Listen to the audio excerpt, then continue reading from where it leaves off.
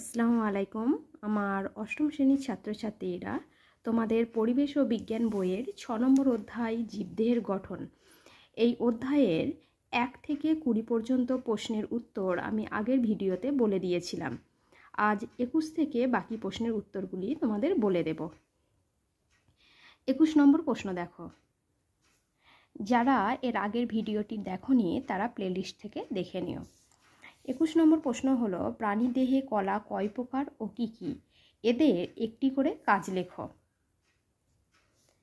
তোমাদের নতুন যে বইটি এবছরে দিয়েছে সেই বইয়ে এইভাবে ভাগ করে দেওয়া নেই, তো তোমরা এখান থেকে লিখে নিতে পারো বা তোমাদের বইয়ে যেগুলো আছে সেখান থেকেও কাজগুলো লিখতে পারো।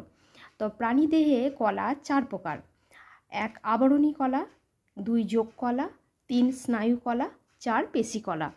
এখানে লিখবে তারপরে আবরণী কলার কাজ, উত্তরে লিখবে অনুভূতি গ্রহণ করা।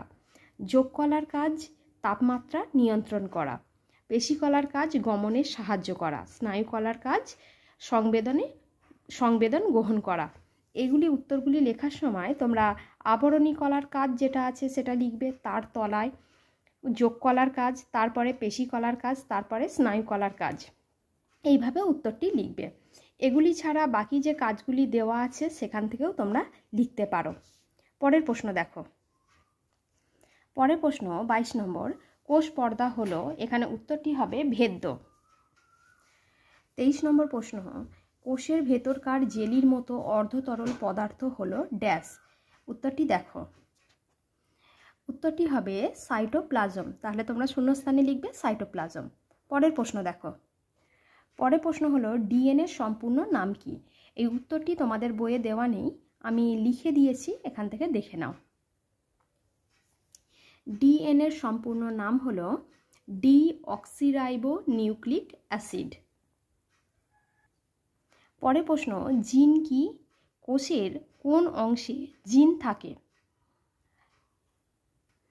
উত্তরটি লিখবে বংশগতির গঠনগত একক হলো জিন, এটি ক্রোমোজোমে থাকে। এরপরে প্রশ্ন, আমার দাগ নাম্বারটা দেওয়া একটু ভুল হয়েছে, তোমরা 25-এর পরে 26 নাম্বার প্রশ্ন করে নেবে। নিউক্লিয়াসের মধ্যে থাকা কোন অংশ রাইবোজোম গঠন করে? উত্তরটি দেখো।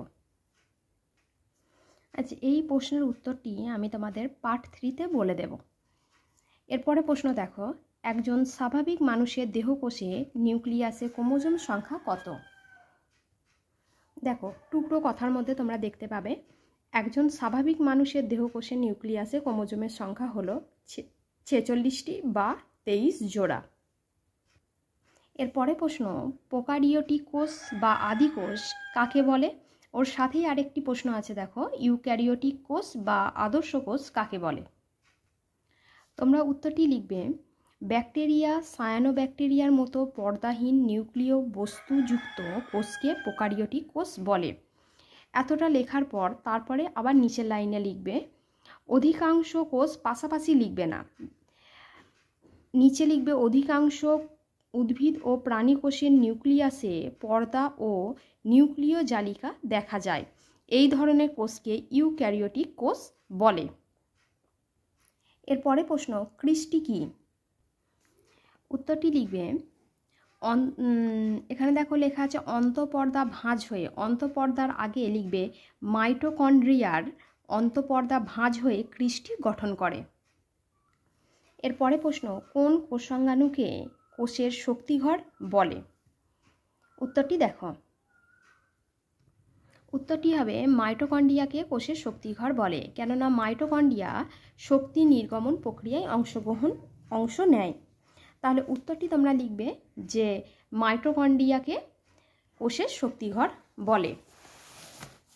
পরের প্রশ্ন দেখো 35 নম্বর, এন্ডোপ্লাজমীয় জালিকা থেকে গলজি বস্তুর সৃষ্টি হয়। উত্তরটি হবে সত্য। এরপরে প্রশ্ন, কোন কোষাঙ্গাণুকে আত্মঘাতী থলি বলা হয়? আমরা উত্তরটি লিখব লাইসোজোমকে আত্মঘাতী থলি বলা হয়। এরপরে প্রশ্ন, একটি পর্দাবিহীন কোষাঙ্গাণুর নাম লেখো। একটি পর্দাবিহীন কোষাঙ্গাণু রাইবোজোম আছে আর সেন্ট্রোজোম আছে। রাইবোজোম ও সেন্ট্রোজোম এই দুটি পর্দাবিহীন, তাই তোমরা যে কোনো একটি লিখতে পারো। যে তোমার পর্দাবিহীন লিখবে একটি পর্দাবিহীন কোষাঙ্গাণুর নাম হলো রাইবোজোম কিংবা সেন্ট্রোজোমও লিখতে পারো। এরপরে প্রশ্ন দেখো, কোন কোষাঙ্গাণুকে প্রোটিন কারখানা বলা হয়? প্রোটিন কারখানা বলা হয় রাইবোজোমকে। তাহলে উত্তরটি লিখবে রাইবোজোমকে প্রোটিন কারখানা বলা হয়। কারণ হিসাবে দেখো, রাইবোজোমের কাজ হচ্ছে প্রোটিন সংশ্লেষ করা, তাই রাইবোজোমকে প্রোটিন কারখানা বলা হয়। এরপরে প্রশ্ন, প্রাণী কোষ বিভাজনে যে অঙ্গাণু অংশগ্রহণ করে তার নাম কি? উত্তরটি সেন্ট্রোজোম। দেখো, সেন্ট্রোজোমের কাছে লেখা আছে প্রাণী কোষ বিভাজনে এই অঙ্গাণু অংশগ্রহণ করে। তাহলে প্রাণী কোষ বিভাজনে যে অঙ্গাণু অংশগ্রহণ করে তার নাম হলো সেন্ট্রোজোম। এরপরে প্রশ্ন হলো, প্লাস্টিড কয় প্রকার ও কী কী, এদের কাজ লেখো। এই প্রশ্নের উত্তরটি আমি তোমাদের পার্ট 3-তে দিয়ে দেব।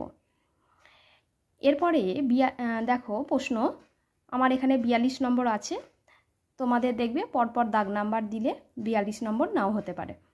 এরপরে প্রশ্ন হচ্ছে, গ্রানা কোথায় থাকে? উত্তরটি লিখবে, দেখো লেখা আছে এখানে, ক্লোরোপ্লাস্টিডের মধ্যে গ্রানা নামক এক বিশেষ গঠন দেখা যায়। তাহলে গ্রানা কোথায় থাকে? উত্তর হবে ক্লোরোপ্লাস্টিডে। এরপরে প্রশ্ন, মাইটোকন্ড্রিয়া ক্রিস্টি ক্লোরোপ্লাস্টিড, উত্তরটি হবে গ্রানা। বর্ণহীন প্লাস্টিডকে ড্যাশ বলে? দেখো লেখা আছে, তৃতীয় ধরনের প্লাস্টিড বর্ণহীন, নানা ধরনের খাদ্য সঞ্চয় করে, এদের লিউকোপ্লাস্টিড বলা হয়। তাহলে বর্ণহীন প্লাস্টিডের নাম হচ্ছে, উত্তরটি হবে লিউকোপ্লাস্টিড। এরপরে যে পেজ নাম্বার দিয়ে ছক আছে, এগুলো আমি পার্ট 3-তে বলে দেব। তোমাদের নতুন বইয়ে হয়তো এই পেজ নাম্বারটা নাও মিলতে পারে। এরপরে প্রশ্ন হচ্ছে, মিউসিলেজ কোন উদ্ভিদে দেখা যায়? তোমরা উত্তরটি লিখবে, ক্যাকটাস জাতীয় উদ্ভিদে মিউসিলেজ দেখা যায়। এরপরে প্রশ্ন, খুব শুকনো ও ঠান্ডা পরিবেশে জীবদের কোষে কি থাকে যাতে কোষীয় তরল জমে বরফ হয় না? প্রশ্নটি ভালোভাবে দেখে নাও, আমি উত্তরটি বলে দিচ্ছি। উত্তরটি হবে অ্যান্টিফ্রিজ প্রোটিন। তাহলে তোমরা পূর্ণ বাক্যে যখন লিখবে তখন এইভাবে লিখবে, খুব শুকনো ও ঠান্ডা পরিবেশে জীবদের কোষে অ্যান্টিফ্রিজ প্রোটিন থাকে যা কোষীয় তরল জমে বরফ হয় না। এরপরে প্রশ্ন, পদ্মফুল জলে কিভাবে ভেসে থাকে? দেখো এখানে আমি লাইনটা তোমাদের বলছি, মিষ্টি জলে বসবাসকারী উদ্ভিদের পুষ্প ও পত্রবৃন্তে বায়ুগহ্বরযুক্ত প্যারেনকাইমা কোষ থাকে। এ ধরনের কোষ থাকার জন্য এরা সহজেই জলে ভেসে থাকতে পারে। কিন্তু তোমার প্রশ্নটি হচ্ছে, পদ্মফুল জলে কিভাবে ভেসে থাকে? তাহলে উত্তরটি তোমরা এইভাবে লিখবে যে, পদ্মফুলে বায়ুগহ্বরযুক্ত প্যারেনকাইমা কোষ থাকে। এই কোষ থাকার জন্য পদ্মফুল সহজেই ভেসে থাকতে পারে। আমি রিপিটে আরেকবার উত্তরটি বলছি, পদ্মফুলে বায়ুগহ্বরযুক্ত প্যারেনকাইমা কোষ থাকে। এ ধরনের কোষ থাকার জন্য পদ্মফুল সহজেই জলে ভেসে থাকতে পারে। এরপরে প্রশ্ন, লবণাক্ত পরিবেশে বসবাসকারী প্রাণীদের ফুলকায়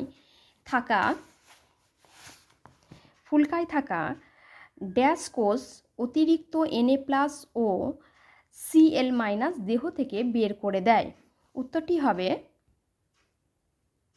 উত্তরটা তোমরা ড্যাশের মধ্যে লিখবে ক্লোরাইড কোষ। এরপরে প্রশ্ন, কম অক্সিজেনযুক্ত পরিবেশে বিকল্প শ্বসন চালানোর জন্য মাইটোকন্ড্রিয়ার পরিবর্তে ড্যাশ থাকে? তোমরা উত্তরটি লিখবে মেসোজোম। পরের প্রশ্ন, বায়বীয় পরিবেশে উড়তে ও ভেসে থাকতে প্রাণীদের লোহিত রক্তকণিকায় ড্যাশ থাকে? উত্তরটি লিখবে হিমোগ্লোবিন।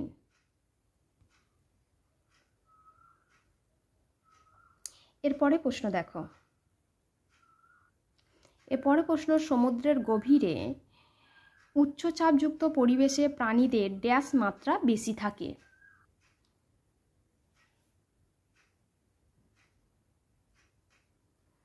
তাহলে পূর্ণ বাক্যে উত্তরটি লিখে তোমরা ড্যাশের মধ্যে লিখবে ক্যালসিয়াম। ক্যালসিয়ামের মাত্রা বেশি থাকে। এরপরে প্রশ্ন, অক্সিজেন সরবরাহকারী শ্বাসরঞ্জক হলো ড্যাশ। এখানে উত্তরটি হবে মায়োগ্লোবিন। গ্লোবিনের লিখবে না, মায়োগ্লোবিন। এরপরে প্রশ্ন, লোহিত রক্তকণিকার সংখ্যা বাড়াতে তাতে ড্যাশের পরিমাণও বেড়ে যায়। উত্তরটি হবে হিমোগ্লোবিনের পরিমাণ বেড়ে যায়। বাকি যে প্রশ্নগুলি তোমরা দেখতে পাচ্ছ চিত্র অঙ্কন করো। এছাড়া এর নিচে যে প্রশ্নগুলি স্টার চিহ্ন করে দেওয়া আছে 36 নম্বর প্রশ্ন বা 40 নম্বর প্রশ্ন, এই উত্তরগুলি আমি তোমাদের পার্ট 3-তে দিয়ে দেব। ভিডিওটি ভালো লাগলে লাইক এবং শেয়ার করো বন্ধুদের মাঝে, আর অবশ্যই চ্যানেলটিকে সাবস্ক্রাইব করে রেখো।